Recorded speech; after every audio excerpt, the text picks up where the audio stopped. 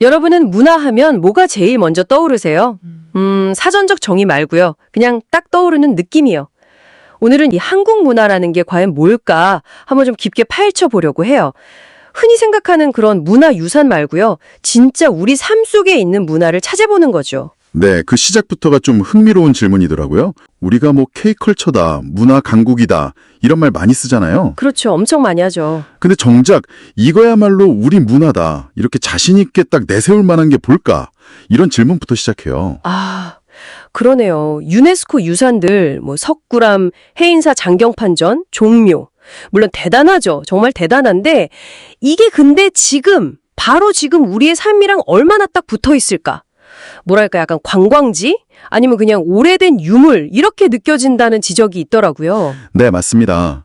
그래서 오히려 되게 사소해 보이는 것들, 우리 일상 속에 있는 것들에 주목을 해요.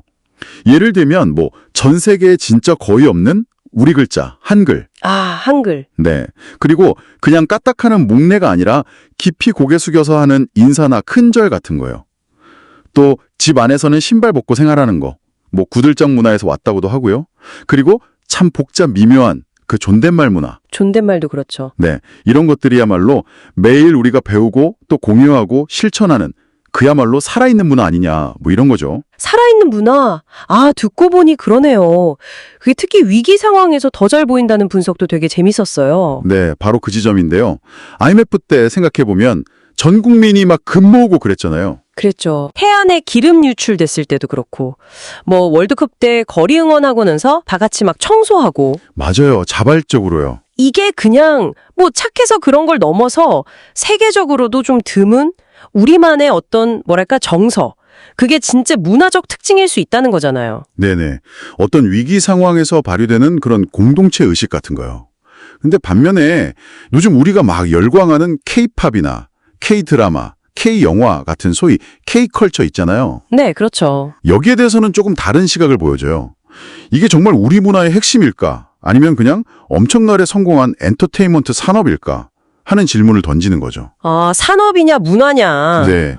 심지어 문화 강국이라는 말 자체에 좀 부끄러움을 느꼈다. 이렇게까지 표현을 하더라고요. 부끄럽다니.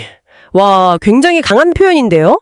왜 그렇게까지 생각을 했을까요? 아무래도 문화라는 건 결국 그 사회 구성원들의 삶에 이렇게 녹아 있어야 진짜다 이런 생각 때문인 것 같아요.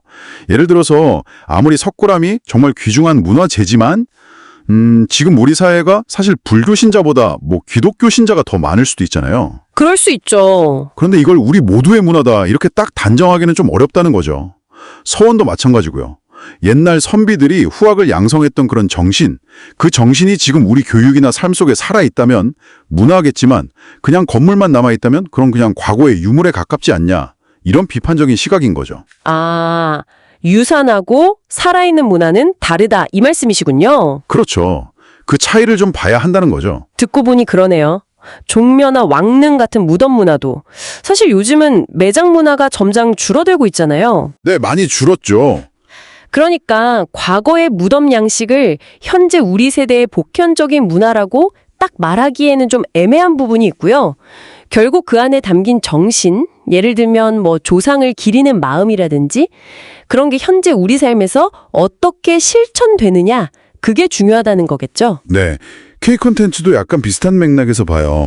영화 기생충이나 뭐 오징어 게임이 세계적으로 엄청 히트했잖아요. 네, 그랬죠. 근데 만약에 그 영화들 속 모습이 한국 사회의 전부처럼 비친다면 그건 좀 씁쓸한 일 아니겠냐는 거죠. 진정한 우리 문화가 되려면 그 콘텐츠 안에 한국인의 어떤 일상, 정신, 그러니까 고갱이라고 하던데요. 그게 담겨야 한다는 주장이에요.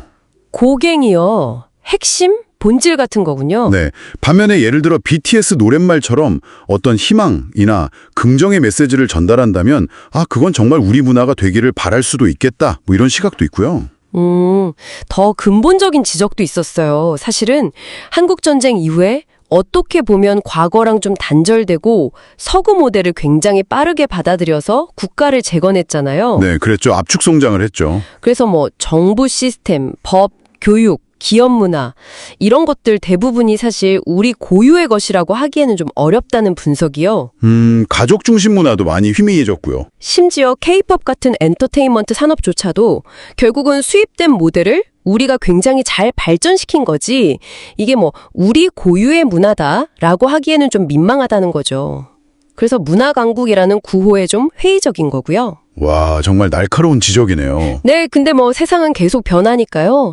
세계화다, 기술 발전이다 해서 문화의 경계도 점점 흐려지고 옛날 생활 양식은 또 대체되잖아요. 그렇죠. 이걸 좀 더 큰 그림에서 보면 어쩌면 지금이야말로 과거 유물에 너무 얽매이기보다는 우리 시대에 맞는 새로운 한국 문화를 좀 창조해야 할 기회일 수 있다. 이런 제안을 해요. 새로운 문화를 만들자. 와, 흥미로운데요. 어떤 제안들이 있었나요? 크게 두 가지를 제시하는데요. 첫 번째는 예절 문화의 발전이에요. 그러니까 존댓말이 가진 그 상호 존중의 정신, 그건 살리자는 거죠. 그렇지만 나이나 지위를 이용해서 함부로 말하는 소위 반말 갑질 같은 거 있잖아요. 아, 네, 있죠. 그런 건 좀 없애자는 거예요. 그래서 서로 존중하는 언어 습관을 사회 전체로 확산시키면 이게 갈등을 줄이는 아주 훌륭한 문화 자산이 될 수 있다는 생각입니다.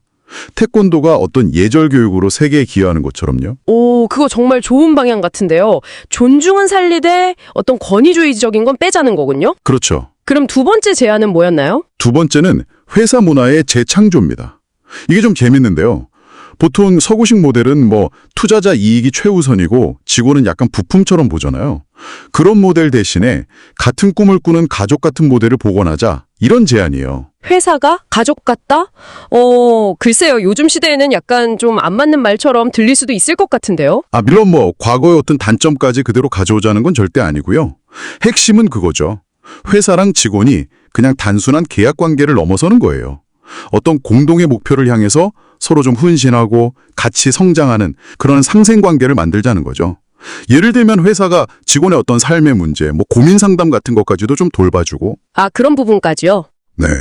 그리고 직원은 또 회사의 비전에 공감하면서 정말 최선을 다하고, 그러다가 설령 뭐 다른 꿈을 찾아서 회사를 떠나게 되더라도 서로 응원해주는 관계. 이건 직원을 그냥 비용으로만 보고 쉽게 해고하는 서구 방식하고는 분명히 다르잖아요. 그렇죠. 다르죠. 어쩌면 이게 착취도 없으면서 함께 성장하는 그런 윤리적인 경영 모델이 될 수도 있겠다, 이런 생각인 거죠. 뭐 저개발국에 공작을 세울 때도 그들을 그냥 노동력으로만 보는 게 아니라 하나의 가족 구성원으로 만드는 방식으로 접근할 수도 있고요. 와, 굉장히 흥미로운 관점이네요. 회사를 단순한 이익 집단이 아니라 어떤 삶의 가치를 함께 만들어 나가는 공동체로 보자는 거군요. 네, 맞습니다. 결국 핵심은 그거예요. 문화라는 게 박물관에 있는 유물이나 뭐 K-팝 수출액 같은 숫자가 아니라는 거죠. 바로 지금, 여기, 우리가 매일 서로를 어떻게 대하는지, 또 우리가 어떤 가치를 추구하며 살아가는지, 그 방식 자체가 문화라는 겁니다. 그래서 진정한 문화 강국이라는 건 어쩌면 전 세계 사람들이 다 고개를 끄덕일 만한 그런 더 인간적인 삶의 방식을 우리가 만들어서 보여주고 또 전파하는 데서 오는 게 아닐까? 뭐 이런 생각을 던져주는 거죠. 네, 정말 많은 생각을 하게 되네요. 마지막으로 여러분께도 질문 하나 던져보면서 마무리할까 합니다. 이런 새로운 문화 창조에 대한 고민이 뭐 인생학교 같은 곳에서 논의되는 생각들과도 좀 맞닿아 있다고 했는데요. 여러분의 일상 대화 속에서나 혹은 직장 생활 안에서 아주 작게라도 괜찮으니까요. 상호 존중의 마음이나 어떤 공동의 목표의식을 조금 더 불어넣을 수 있는 실천 방법은 없을까요? 어쩌면 그런 작은 시도 하나하나가 모여서 우리 시대를 위한 새로운 문화를 만드는 그런 씨앗이 될지도 모르겠습니다.